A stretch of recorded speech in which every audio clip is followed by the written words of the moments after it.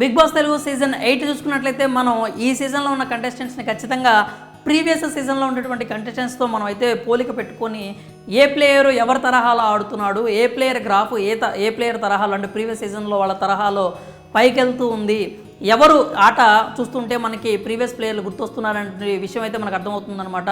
హౌస్లో చూసుకున్నట్లయితే మణికంఠాన్ని చూసుకున్నట్లయితే మణికంఠాన్ని కౌశల్తో పోల్చేటువంటి పరిస్థితి కనిపిస్తోంది. బయట కూడా చాలామంది మణికంఠ గురించి ఎక్కువ మాట్లాడుకుంటూ ఉన్నారు. పైగా మణికంఠకి ఇప్పుడు ఇది మంచి పీరియడ్ అని చెప్పాలంటే గోల్డెన్ టైం అనే చెప్పాలి హౌస్లో నిలదొక్కోవడానికి, ముందుకెళ్ళడానికి. ఎందుకంటే మణికంఠాన్ని క్లియర్ కట్గా హౌస్లో అందరూ కూడా టార్గెట్ చేస్తున్నట్టే కనిపిస్తోంది. తన సొంత క్లాన్ వాళ్ళైనా కానీ లేకపోతే ఫిజికల్ టాస్క్లకు సంబంధించి కానీ. ఇంకొకటి ఏంటంటే తాజా నామినేషన్ చూసుకున్నట్లయితే సోమవారం ఎపిసోడ్లో మణికంఠాన్ని అందరూ కూడా ఒకే పాయింట్ మీద నామినేట్ చేస్తూ వచ్చారనమాట. ఏంటంటే ఫిజికల్లీ వీక్ అని. కానీ ఎక్కడ కూడా మణికంఠ ఫిజికల్లీ వీక్ అయితే అనిపించలేదు. అంటే ఇప్పుడు పృథ్వీ వచ్చి 2 చేతులు ఇట్లా వెనక పట్టుకొని ఇరగదీస్తుంటూ ఎవరైనా కానీ ఖచ్చితంగా వదిలిపెట్టమని అంటారు, కానీ కమాన్ పట్టుకో ఇంకా లాగు అంటారు కదా. అతను కూడా అప్పుడు ఫిజికల్ అయితే ఇతనికి ఏమన్నా చేయి ఫ్రాక్చర్ అయితే మళ్ళీ ఎవరు రెస్పాన్సిబుల్ చెప్పండి? ఆటకు పోయి ప్రాణాల మీదకి అయితే ఎవరు తెచ్చుకోరు కదా. పైగా పృథ్వీ చూసినట్లయితే తన ఛాతీ మీద చేయి పెట్టి ఇట్లా ఒక చేత్తో పుష్ చేస్తూ ఉన్నాడు. ఆ టైంలో బ్రీత్ అందట్లేదు అనే విషయం చెప్పడం, దాన్ని కూడా వీళ్ళు తప్పుపడుతున్నారన్నమాట. ఆ అమ్మాయిలు మేము హౌస్లో ఇంత బాగా ఆడుతున్నాము కానీ నువ్వు మాత్రం ఆడలేకపోతున్నావు అని యష్మి కూడా పదే పాయింట్ చేసిందన్నమాట. యు ఆర్ ఫిజికల్లీ వీక్ అని. పృథ్వీ కూడా అదే మాట చెప్పాడు, నువ్వు ఫిజికల్లీ వీక్ అని, మెంటల్లీ వీక్ అని. నిజానికి హౌస్లో ఉన్న వాళ్ళలో చూసుకున్నట్లయితే మెంటల్లీ వీక్ అని మణికంఠ ఎక్కడ అనిపించలేదు. అంటే అతను పోర్ట్రే చేసుకుంటున్నాడేమో కానీ మెంటల్గా చూసుకున్నట్లయితే మణికంఠ చాలా స్ట్రాంగ్గానే ఉన్నాడు. ఎందుకంటే బిగ్ బాస్ గేమ్ని బాగా అర్థం చేసుకున్న వాళ్ళల్లో ఇద్దరైతే ఉన్నారు హౌస్లో. వాళ్ళిద్దరూ కూడా ఒకళ్ళు సోనియా అయితే ఒకళ్ళు మణికంఠ అనే చెప్పాలి. మణికంఠకి గేమ్ అంటే చాలా బాగా అర్థమైంది.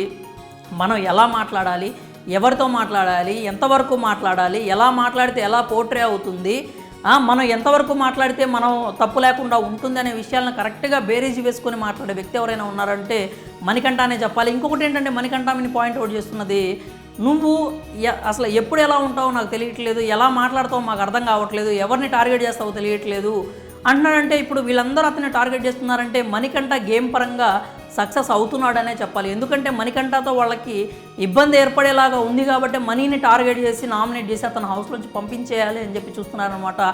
ఆల్మోస్ట్ హౌస్లో ఉన్న వాళ్ళందరూ కూడా మనీని టార్గెట్ చేస్తున్నట్లుగానే కనిపిస్తుంది. ఒక్క సోనియా కావచ్చు, నిఖిల్ కావచ్చు, వీళ్ళిద్దరు తప్పితే మిగిలిన వాళ్ళందరూ కూడా మనీని పాయింట్అవుట్ చేస్తూ ఉన్నారనమాట. ఎప్పుడైనా కానీ హౌస్లో వాళ్ళందరూ కలిసి ఒక్కడిని టార్గెట్ చేస్తే ఆ ఒక్కడే హీరో అవుతాడు ఆడియన్స్ దృష్టిలో, దాంట్లో ఎలాంటి అనుమానం లేదు. మణికంఠ ఎమోషనల్ పరంగా చూసుకున్నట్లయితే అతని బ్యాక్గ్రౌండ్కి సంబంధించి అతనికి ఆల్రెడీ ఇప్పటికే సింపతి పరంగా కానీ ఎక్కువ ఫాలోయింగ్ అయితే వచ్చింది. ఇంకా అతని ఆట తీరు కూడా 2వ వారం నుంచి మార్చుకోవడంతో అతని గ్రాఫ్ అమాంతం పెరిగిపోయింది.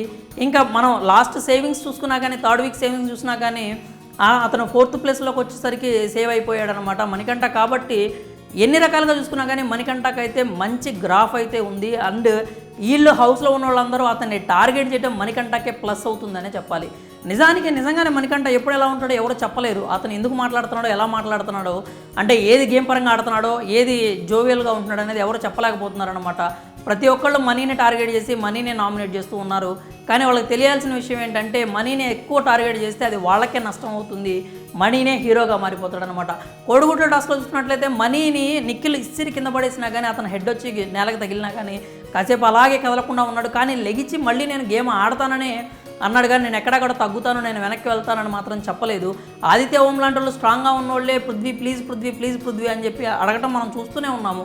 ఆ టాస్క్ మొత్తం కూడా ఆదిత్య పృథ్వీ అలా వద్దు వదిలే పృథ్వీ అని అన్న మాటలే ఉన్నాయి. కానీ మణికంఠ మాత్రం ఖచ్చితంగా టఫ్ ఫైట్ ఇచ్చాడనే చెప్పాలి. అంటే అతనికి అంత స్ట్రెంగ్త్ లేకపోవచ్చు, అంత మాత్రాన అతన్ని ఫిజికల్గా వీక్ అనాల్సినంత అవసరం లేదు, అలాగే మెంటలీ వీక్ అని కూడా అనాల్సినంత అవసరం లేదు. పృథ్వీ అయితే ఏకంగా ఇతన్ని కన్నింగ్ అనేసాడు అనమాట. అతను బిగ్ బాస్ హౌస్లోకి వచ్చింది ఆడటానికి, గెలవడానికి. సో అక్కడ ఉన్నటువంటి మిగిలిన వాళ్ళందరూ కూడా అతనికి అపోనెంట్స్ అవుతారు కానీ ఫ్రెండ్స్ అవ్వాల్సిన అవసరం లేదు. 24/7 మణికంఠ అయితే గేమ్లోనే ఉన్నాడు, గేమే ఆడుతున్నాడు, గేమ్ గురించి ఆలోచిస్తున్నాడు, నా గేమ్ని ఎలా ముందుకు తీసుకెళ్లాలనే ఆలోచిస్తున్నాడు తప్పితే ఇక్కడ ఎన్ని రిలేషన్స్ నేను బిల్డ్ చేసుకోవాలి, ఎంతమందితో నేను క్లోజ్గా ఉండాలి, ఎంతమందితో నేను మంచివాడిని అనిపించుకోవాలి అనేది అయితే చేయట్లేదు. అతనికి ఎదుటి వ్యక్తులు ఏదైనా నెగిటివ్ అనిపించిందంటే క్లియర్ కట్గా దాన్ని మొహం మీదే చెప్పేస్తున్నాడు, వాళ్ళకే చెప్పేస్తున్నాడు. అలాగే నామినేషన్స్లో కూడా చెప్తున్నాడు అనమాట. తనా మనా అనేది లేకుండా గేమ్ ఆడుతున్న వ్యక్తి ఎవరైనా ఉన్నారంటే అది మణికంఠ అనే చెప్పాలి. మణికంఠని టార్గెట్ చేయడం వల్ల హౌస్ మేట్స్కి నష్టమే తప్పితే లాభం అయితే లేదు. ఇప్పటికే మణికంఠని టార్గెట్ చేయడం స్టార్ట్ చేశారు. ఈ నామినేషన్స్లో అదైతే క్లియర్ కట్గా కనిపించింది. మణికంఠ ఖచ్చితంగా హౌస్లో అయితే హీరోగా మారబోతున్నాడు, దాంట్లో ఎలాంటి అనుమానం లేదు. ఎట్లయితే కౌశల్ని హౌస్ అందరూ కూడా టార్గెట్ చేసి కౌశల్ని హీరోని చేశారో అలాగే మనీ విషయంలో కూడా అదే జరగబోతుందని మనకైతే అర్థమవుతుంది. లాస్ట్ టైం చూసుకున్నట్లయితే పల్లవి ప్రశాంత్ని కూడా సేమ్ అలాగే టార్గెట్ చేయడం వల్లే పల్లవి ప్రశాంత్ బయట హీరోగా మారిన పరిస్థితి మనమైతే చూసాము. ఇప్పుడు సేమ్ స్ట్రాటజీ అనేది మణికంఠకి ఫేవర్గా నడుస్తూ ఉంది.